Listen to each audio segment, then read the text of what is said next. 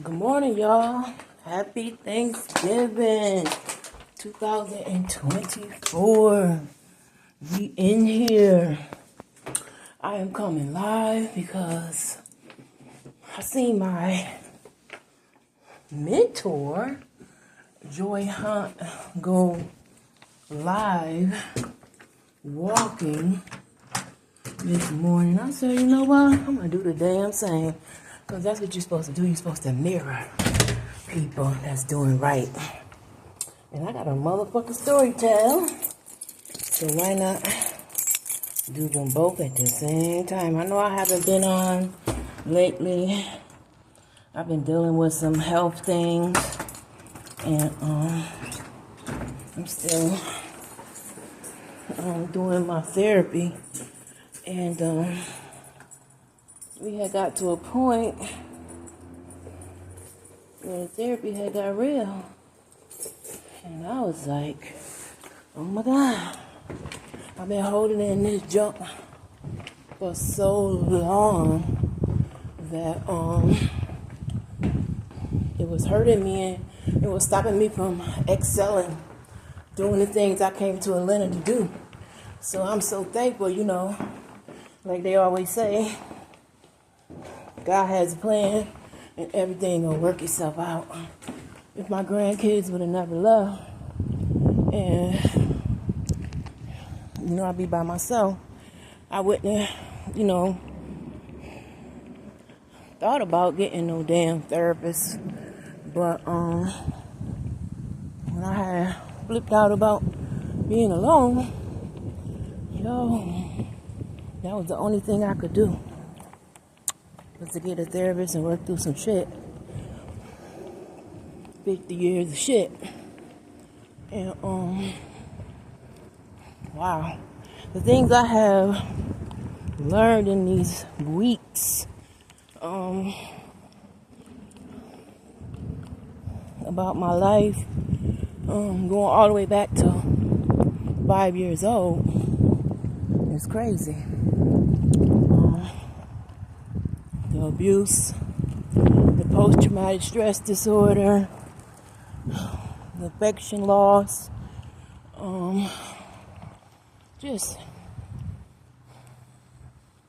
sexual abuse, trying to fit in, wanting to be accepted, not feeling enough, abandonment. Like I had it all, child. And working through it, just telling an unbiased person everything, put it on the line, because I already don't put it on YouTube, so it ain't like I'm not holding nobody's secrets no more. You want me to hold your secret? I did that for so long. I'm not holding it no more, because it's weighing me down, stopping me from doing what I got to do. So now this is my rest point. Certain secrets I cannot tell. Certain shit I just can't say. And I know that. And that's for the safety of me and mine. Some things just ain't meant to be said. But I do peck around the corner on the subject. I just don't go full Nelly into what it is. So, yeah, so I'm doing good. I hope all of y'all doing good. It's Thanksgiving. I was about to say, what in the hell?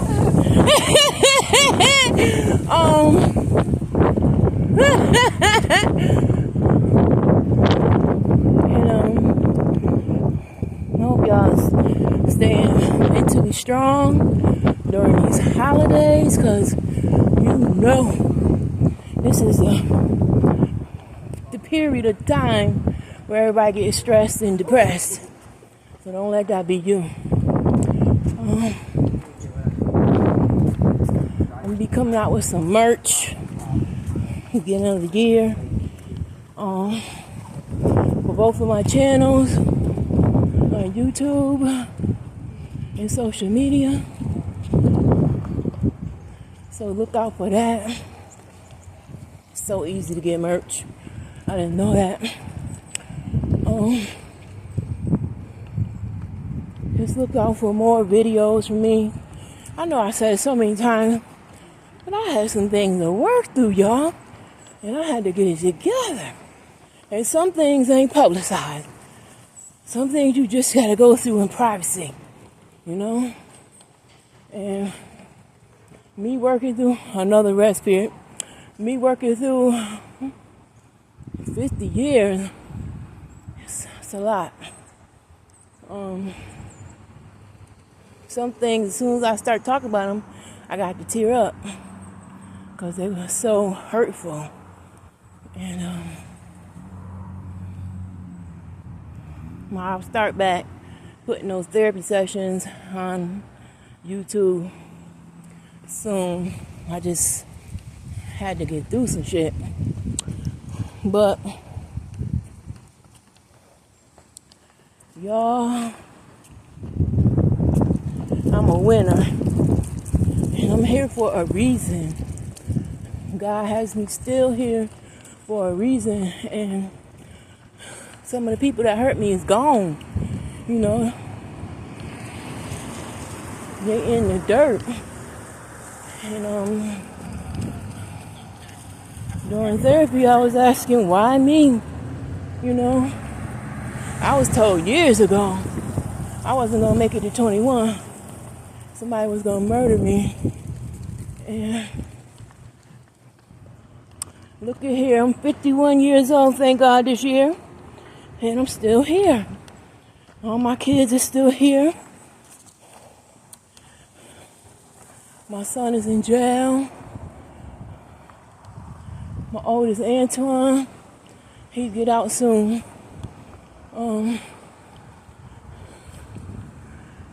My older daughter Nunu, she back in Syracuse with her daughter, doing her with 12 warrants. She said I'm famous, so she's 34 years old and she thinks she's famous. That's cool.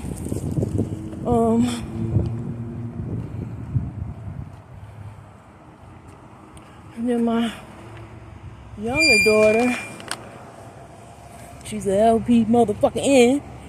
Yes. Congratulate her. She's coming up on a year at her job, getting that money. Trying to support her as much as I can. But she got her daughter. And then my younger son down here, it's me and him. It's okay. We exercising together, having a few combos. And on Thanksgiving, he's at his girlfriend's house, celebrating with them.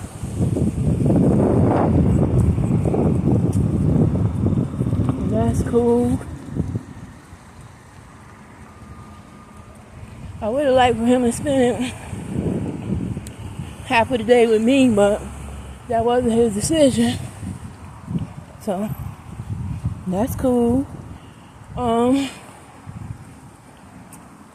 And I accomplished so much this year with my business, Creative Customs, LLC. Please go subscribe to that channel, cause it's me.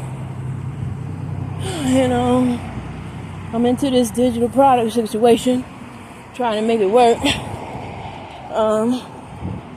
I just changed coaches because the one I had didn't work for me. And that's all I'm going to say on that matter. I wish them well. Another break. When I got out of the group, I lost all connection to the group and the members.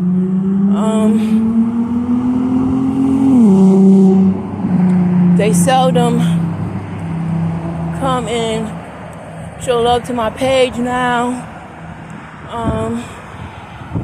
They doing, I wish, we was still in contact with each other like it was when I was in the group, but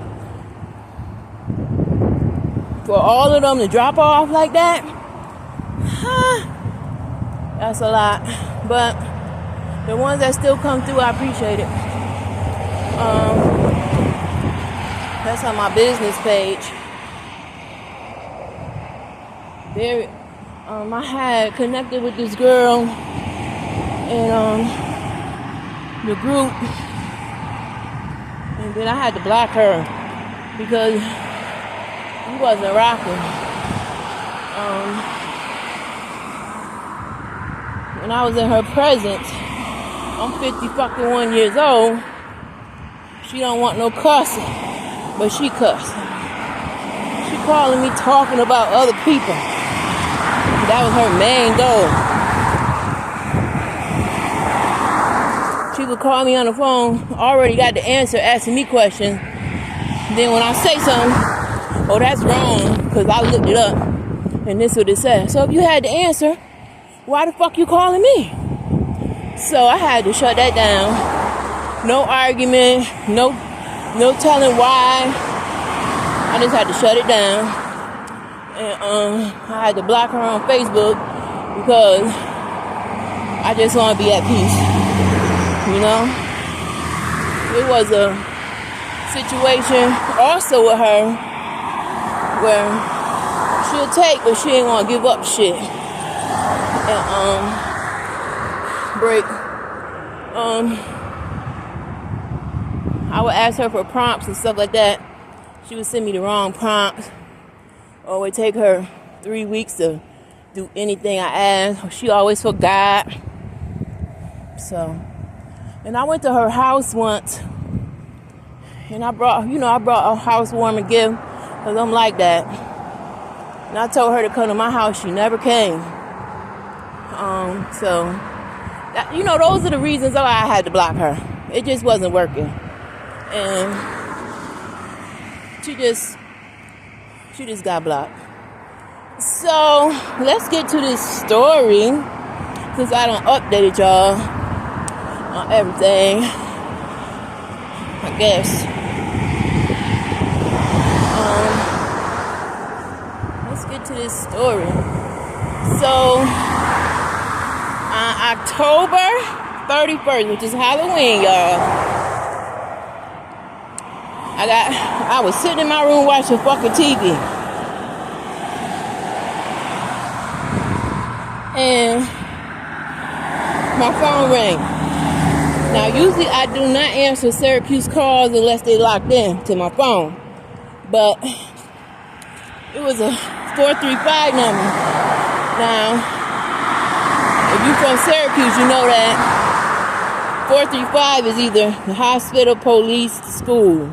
Only they use that type of first three numbers. Pause. I'm going to pause again.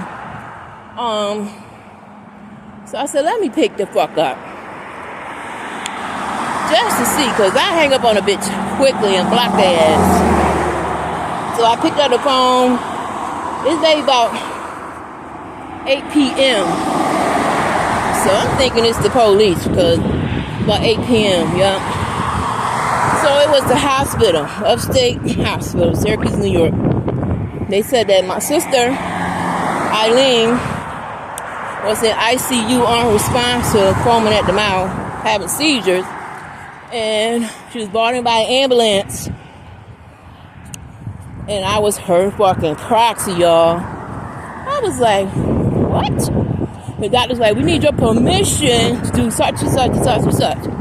So, I had two motherfucking options. Okay?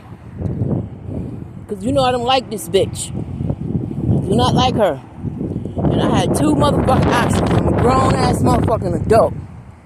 I could have said, fuck the doctor and fuck her. Or I could be responsible, and say, yes, okay to whatever you need to do. So, a bitch like me, if you don't know, I hold a motherfucking grudge. But if it's a response, if it's an emergency, all that shit out the window. Let's get what we gotta do.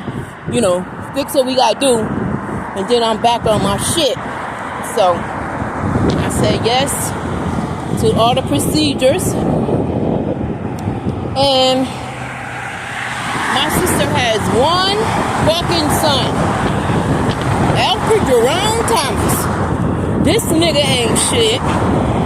He's a criminal, out on parole, living with his mama, got 10 motherfucking kids. His oldest daughter, hint, hint, she is a trans man. His oldest son is in jail, playing with that gun. So, he's 36 years old. I didn't have his phone number, so the doctor gave it to me. I hang up with the doctor after we get done talking, and I dialed we call him AJ. I dialed Alfred's number. He picks up. He don't know it's me, so that's why the fuck he picks up. So I was like, yo, nephew, this is Auntie Nika. The doctor just called me, and I'm your mother's proxy. So whatever you want to do, I'm with it. Just tell me what you want to do so we can get this popping. That's exactly what I said, word for motherfucking word. This motherfucker responded with, oh, this your number? Nigga, did you not just hear what the fuck I just said? So I said, yeah. Did you hear what I just said? He was like, yeah. Okay. And hung up the motherfucking phone. So I thought, we cool. So I sit the fuck back. Like, you know, whatever. 10 minutes motherfucker later, and I'm not lying. 10 minutes motherfucker later, I get a phone call from my cousin. That's it. That's said, my Uncle Chauncey, who we call Tony, well, we call him Bo, was found dead on his girlfriend's couch, and he in the motherfucking morgue. She gave me Elsie's phone number to call Elsie and get the fucking story. How my motherfucking uncle died on her motherfucking couch. Now, which I did. I called Elsie. I got the story because I'm going to do the back work before I contact my mom, because I got to tell my mom the story. And, you know, I don't fuck with my mom either. She ain't shit. So, for me to break my motherfucking silence with all these motherfuckers because of an emergency, nothing more, nothing less. Put that shit aside, and we need to come together as a family and get our prayer words for the bitch in the hospital and get her this motherfucking morgue buried. So Elsie tells me a story that because my Uncle Tony was a crackhead, but he was a smart crackhead, very, very intelligent. He got about $3,800 a month from the government because he was in the service. He went to the mental hospital, all types of shit. But he gets about $3,800 a month. Never broke. But because of his drug problem, he probably owed all that money out every month. So, there it is. Now, my other uncle, Beach, which is Uncle Earl, I ain't seen him in a long time, maybe 5-6 years. But if you was in Syracuse, you know Beach was a town drunk. He always said one love, one love. He is living in Van Dyne Hospital. That's how I found out where the fuck he was at. They don't cut off his motherfucking leg up to his knee because of diabetes, gangrene. So I learned all this from Elsie. So she said Tony came in the house high with some alcohol, said he had a headache and wanted some aspirin. She went to the store and got the aspirin and came back. He was laying on the couch, just saying, his head hurt him real, real bad. So she said she gave him the aspirin, gave him a cup of water, and that was, he laid back. She came in there and she seen him sleep, so she covered him up. She went to bed. When she woke up in the morning, they come out asking if he wants some breakfast, and surprised that he was still on the couch, because he usually don't do that. She said, well, if he's sleeping, I'm not going to bother him. But eventually she went back and was like, yo, this nigga ain't moving, and found him dead. So she called the police, and it took the morgue 4 hours to come get the body. So the body is laying on her couch for 4 hours on motherfucking Halloween. So he died Halloween, just early morning Halloween. So I chopped it up with her about 30 minutes, and she says, yo, I want to come to the funeral because I love Tony, and we got some friends that want to come to the funeral as well. So I said, okay, let me get with my mom, because that's her brother, and she know all the information. And technically she's married, she's next to Ken because he ain't married. Okay? So I get off the phone with her, and I'm like, damn, this is a lot in one motherfucking hour. And I called my daughter, which is an LPN pain, and I said, yo, call your Grams, because Graham don't have my number. So my daughter called my mom, and for the first time, me and her talked about some situations that was going on. Her daughter in the hospital, which she didn't know, and her brother had died. So I was expecting for her to have a reaction. She didn't have none. So I was like, all right, what do you need for me to do? I said, do you want to be Francis proxy? Because I'm in, Georgia. She's like, nope, I don't want to be no motherfucking proxy. Tired. I said, okay, do you want to motherfucking get help to bury Uncle Johnson? She said, well, what can you fucking do? This is how she talk now. What can you fucking do for Georgia? I said, well, I can gather these motherfucking troops up. All my kids grown. Nephew grown. Gather these motherfucking troops up to help you out. She said, well, yeah, I can get that help. I said, okay. You need anything else, She said, I'm alone right now. And, I can't leave the house, go see Francis, because I don't got no key, I don't got no transportation.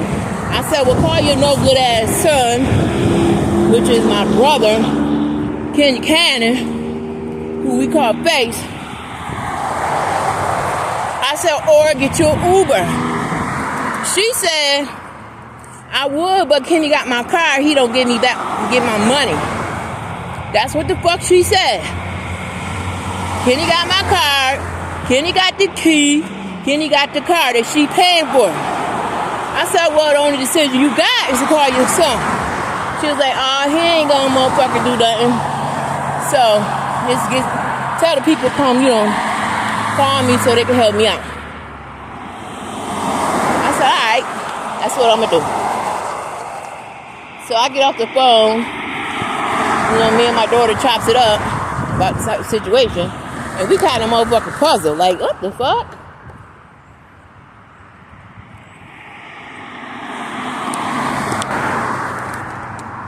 And because my daughter's a mandator, she has to call when it's abuse and stuff like that. We was talking about calling the people, how my mom being treated by my brother. And, we said, well, let's wait till after the funeral and Francis get out the hospital to see, if you need to call the mandator on her ass, on him. So, we called my daughter Nunu, and Nunu had the reaction once I told her that I was looking for her. She was like, oh my God, what can I do? I just talked to Auntie, and Uncle Johnson died too, dang. We're geeks. That's the reaction I was getting from I thought I was going to get from my mom. And, nah. that didn't happen. But so I was telling her like, yo, my mom need help, and I call her Grams. Grams need help, and I'm Eileen Proxy. So that put the motherfucking pause on everything. When I told her I was the proxy, she was like, you the proxy? I was like, yep.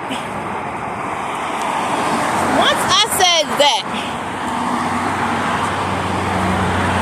my phone started ringing from random numbers. Again, I don't answer random numbers. So I'm on the phone, so they go in the voicemail. Send them there, boom, boom. It's 9, 10 o'clock at night. So whoever calling, they gonna have to wait any motherfucking way. So we talk on the phone till like midnight, you know, because we was making some goals and plans, see how we could do this. Getting up to the hospital to visit Francis, and then somebody going over to my mom's house, pick her up to go see Tony in the morgue. Those plans were made, but never done. They went to go see Francis, but not the next day. Nobody did nothing. Not my problem, because I delegated what y'all could do. I'm going to do what I can do from the phone. And I told them, the doctor told me I might need to come to Syracuse if shit get bad with Eileen, because I'm a proxy. I said, okay, let me know, and I'll jump on the train, because I ain't never been on a plane. So that was the focus with the doctor, and I had just relayed that to my kids. Then the next day, I never got no rest that night because the doctors kept calling like every 2 hours because they had to get okay to do procedures. So she in there with a tube down her throat, 4 antibiotics, a medicine for the seizures, a medicine for high blood pressure, a medicine for her MS, all going through 3 motherfucking IVs into her body. She wasn't breathing on her own. They had to put her in a coma until she stopped seizing and get her high blood pressure under control. So it's pressure. It's pressure on the doctor. So, you know, they pressuring me by, you know, we need to do this, we need to do that. So then they called me and said they need to do a spinal tap to check for this disease in her fluids,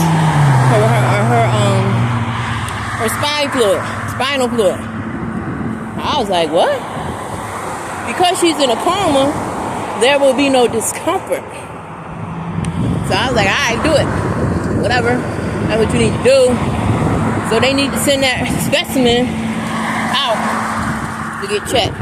Take a couple days to get back. It's ASAP. So it'll take a couple days to get back. So around 2 o'clock the next day, which would be Friday because Halloween was on Thursday, I went to sleep because the doctor's calls had slowed down. My kids' calls had slowed down. And so around 5 p.m. on Friday, Carla called me. Because they had a funeral for Andy. And she said, and I quote, AJ gave me your number so I could be the proxy for Francis, because y'all didn't even fuck around. This is about power. And you don't want these problems. You don't want these problems. Just go on, you know. You ain't come down south to be involved in this. So go on, sign the proxy over to me, and everything be good. Now, I'm 51, not 21. When my dad died, when my dad passed away, y'all, I had no involvement in anything to do with his death. All I did was attend. They wouldn't even let me in the motherfucking limo with the adults. They wouldn't even let me in the house. I couldn't eat at the repast. I had to go to a buffet. I couldn't even stay in my father's house. I had to stay in a hotel room with 12 other motherfuckers. and a sweet. So it was disrespect all along, and I felt it triggered that. So I let her speak. I let her say what she said. Like, you know, it is what it is. Okay. But I never transferred the proxy to Paula, to Dorothy, to AJ's grandmother, because she called me too. If I had my brother Richard even called to be the proxy. Everybody wanted to be Eileen proxy. I said no. In my motherfucking head. No. I'm not giving it up. Now if her son wasn't on parole doing drugs, allegedly. I got to say that, y'all. Because this punk motherfucker think he can sue a bitch or he not getting shit from me. And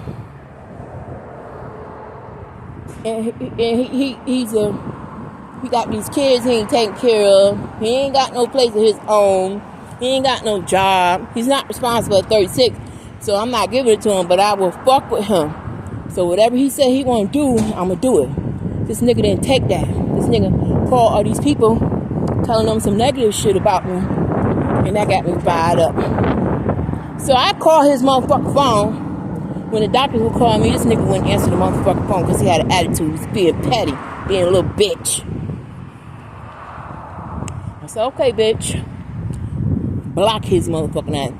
But before I blocked him, I started a chat where I put everybody's phone number on it so I give them updates on my sister, because nobody could call the hospital and get it. Even when you went up to the hospital, you still couldn't get what I could get.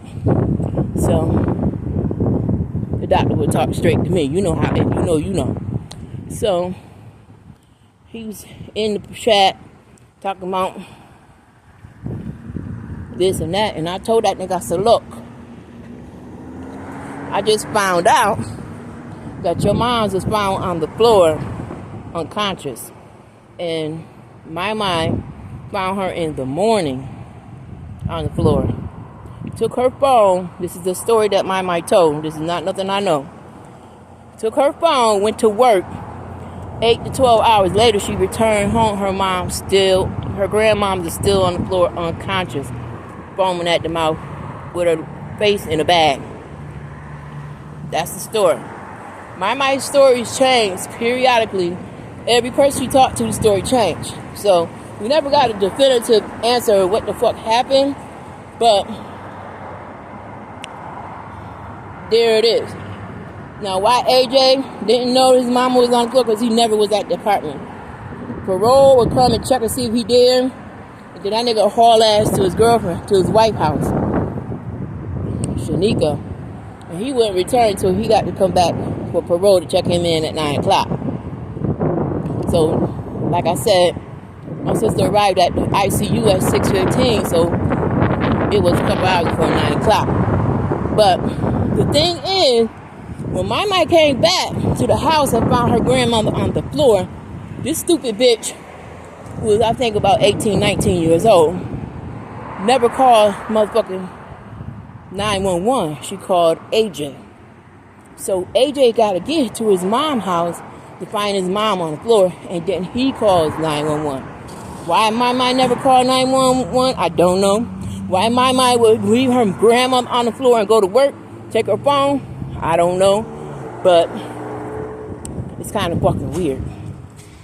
It just don't make sense, y'all. So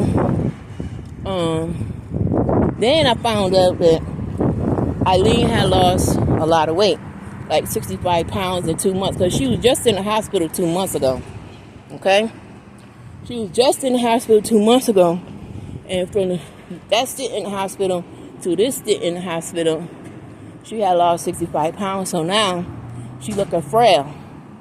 So people went up to Eileen's house and said there wasn't no food in there. It was dirty, it stank like urine, and we going on and on and on.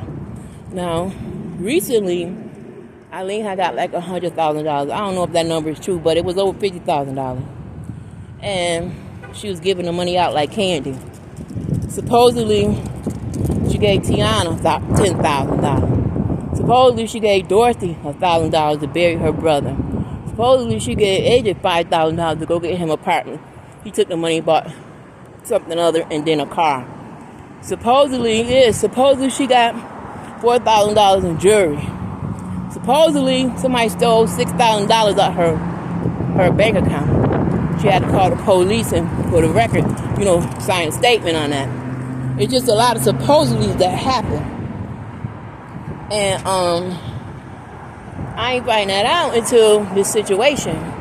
So I was like, yo, y'all going crazy up. It is what it is up in Syracuse. And these niggas ain't changed. They're still doing the same old shit. And the last time Eileen got some money, she did the same thing, handed it out like candy. She said AJ robbed her. And only people who access to her car is my and AJ. And my is a thief. I'm saying allegedly, but she was robbed from me because she robbed me. Took some jewelry out my bathroom. She could never come back in my house again. And so, I don't know. I really don't know. I'm not there to see all that shit, but I know what I know. What I heard. So, yeah. We all got together and started talking. See, when shit go down, people get together. That's how you know shit. Because people get to talking and you got to listen. And I was talking to people I ain't talked to in years since I moved down here. Because they children to me. They my daughter and son's age. So when they get to talking and telling me, I'm like, oh, word? So I go on AJ's Snapchat. Make sure I get notifications. This nigga on Snapchat, by his arms in the motherfucking hospital, showing himself in the park, showing himself drinking and smoking, showing himself with his friend. But during the day or whatever, when this nigga wake up, he mad at me because he ain't motherfucking proxy. Because you ain't responsible, my nigga. He might go up to the hospital, yeah, but he ain't spending all day and all night with her because he can't. He got to go report back to the crib. Then he sneak out. You know how these niggas on parole do. So, I was like, yo, it's a lot. So I started getting stressed, y'all. I had to go into my bathroom and start praying. Because I had two situations going on at the same time. And, I'm in the middle because everybody contacted me. They got to go through me for information. So, my mom's ain't doing shit, though, with Tony. She said she can't do nothing until they find 2 kids. I never knew he had 2 kids. Because I know his daughter got murdered about 15 years ago because I was there when the FBI came and told him. So, I don't know about his other children, but whatever. She did not do nothing. She did not tell people, the army or whatever, so he could get buried with honors, you know what I'm saying? And she didn't have to pay for his burial because, he got $3,800 a month. Then he had insurance. And then he had the army shit. So it wasn't nothing but for her to make the call. She never did it. She waited on everybody else to do it. She did, she that. So my daughter said, well, I'm going to tell Geach that Tony died. So she went to Van Dyne, found him up there. That's how I found out he was up there in distress. He looked in distress. And so I talked to him on the phone. And my mom was on the phone, and she wouldn't say nothing. We had to prompt her to say something to her brother in motherfucking Van Dyne, who she never goes visit. Who she don't know what the fuck going on with him. All she do is sit at that motherfucking house and give her money to my brother Kenny. And he on Facebook, flaunting it like it's motherfucking his. Bitch, ain't none of that your money, nigga. You dirty as fuck, and when the fucking karma come, bitch, you gonna get yours. So Geach was crying. He was crying, yo. I ain't never heard about Uncle Geach cry. He was crying. He was like, what am I going to do? Because Tony was the only one coming up there to see him. I didn't know the nigga was up there, but I'm in Georgia, so, I really didn't know the nigga was up there. I didn't know the nigga wasn't outside. I didn't see him. But, he's a drunk, so he could be anywhere. But anyway, so he was like, I want to go to the funeral. I made arrangements for my daughter Payne to bring him to the funeral for Tony, which I thought was going to happen. And it didn't happen. But we're going to get to that. So My daughter said he was in distress, so she came back with something to eat, some clothes, a pair of shoes. Well, one shoe. And just some shit for him to be comfortable. A little picture. Brought him up an old TV, so he'll have a TV in his room. Just some shit, should already be in there, because he's been up there 5 fucking years. And they taking his check that he get for room and board, Gave him some coins, little coins. And she just made it right, karma good. So then finally we prompt my mom to say something. She was like, yeah, get Chauncey gone. That's all the fuck my mom said. This nigga crying and shit. She didn't do nothing to soothe him or nothing, yo. We trying to, so we had to step in because she wouldn't do it. I'm on the phone, my daughter there. It just was crazy, yo. And I was like, yo, I know why I'm not in with this family, because they just no good. So we're going on the 5th fucking day. Now the grandmother, AJ done got the grandmother to call me. The grandmother's 81 years the fuck old. And she called me on the phone. She talking like she got some damn sense. So of course I'm gonna kick it with her. So instead of talking to AJ, I just blocked him and started, I kept putting the updates in the text for the other people, but he was blocking. I was talking to the grandma. So whatever I would say to the grandma, she would run back and tell him. So then I had the bright idea. I said, yo, I'm talking to the social worker and the case worker, because Eileen been in the hospital twice and she needs somebody to see what's going on, because she lost all that weight. She having seizures. Never had seizures before. She in a coma, unresponsive, can't breathe by herself. She needs some help from the white folk. That's what I said, y'all. Don't get mad at me. And I did. I called the caseworker and I called the social worker, and I told them straight up everything I'm telling you. No chaser, y'all.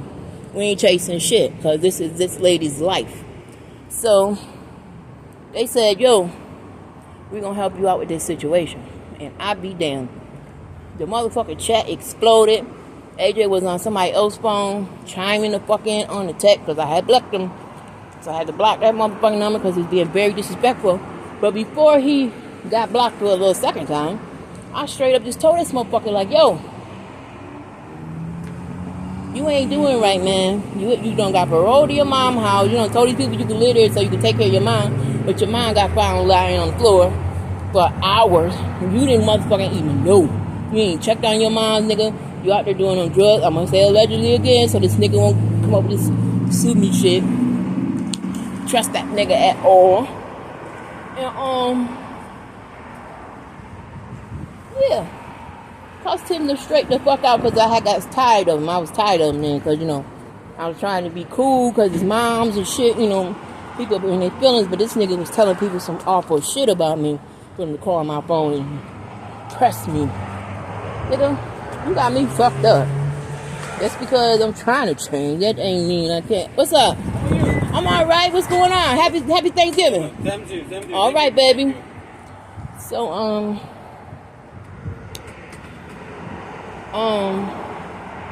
lost my train of thought. Anywho, so after that, I just stopped the text because it wasn't working.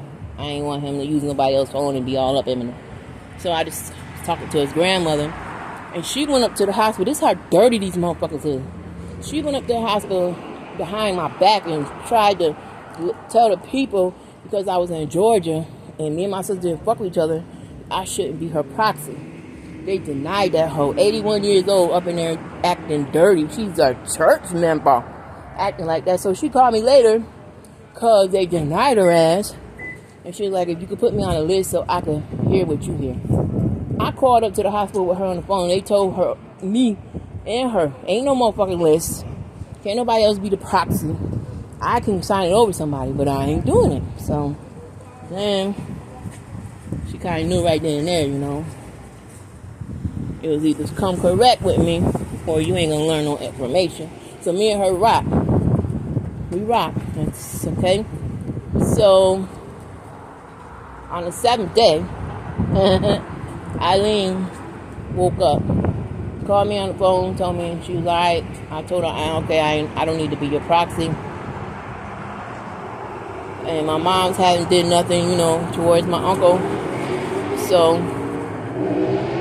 I blocked everybody. Except my 2 kids up there, my 1 son here, but everybody else is blocked. I put them on do not disturb list. Okay? I got about 10 of them motherfuckers on there right now. And I haven't heard from them since. I did